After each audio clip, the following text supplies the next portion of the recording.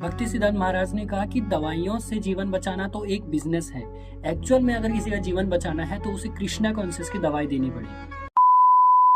European dress पहनने के बाद भी अभय ने कभी भी अपने वैष्णव सिद्धांत में कोई भी मिलावट नहीं की और कोई भी समझौता नहीं किया। तो ज़्यादातर बंगाली फैमिलीज जो थी वो नॉनवेज और मछली का बहुत ज़्यादा सेवन करते, लेकिन अभय बाहर भी अपने ट्रिप्स पर भी होटल्स में वैष्णव फूड ही अलाउ करते थे।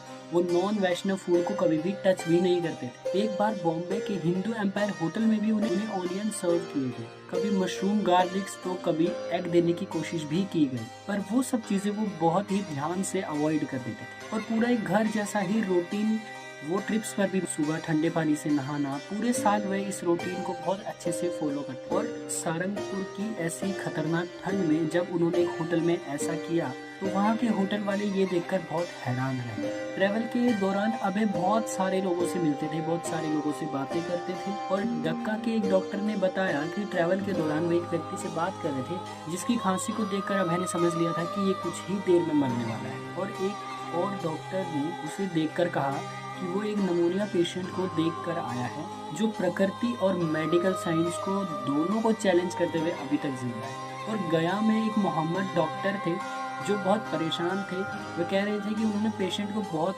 ही बेस्ट दवाई दी थी लेकिन फिर भी वो नहीं बच पाया। और ऐसी ही कहानियों से अभय का भगवान के प्रति विश्वास और दृढ़ हो रहा था। वह ये समझ रहे थे कि भगवान की इच्छा के बगैर कोई भी नहीं बच सकता। उन्हें कभी भी नहीं लगा कि उनका ये फार्मास्यूटिकल का काम एक सेवा है। और उनके गुरु महाराज भक्ति सिद्धांत सरस्वती ठाकुर वह उन्हें ऑलरेडी समझा चुके थे कि किसी को भी बचाने का तरीका एक ही है, वो है उसे कृष्णा कॉन्शियस की दवाई देना, और बाकी दवाइयाँ तो सिर्फ एक बिजनेस है।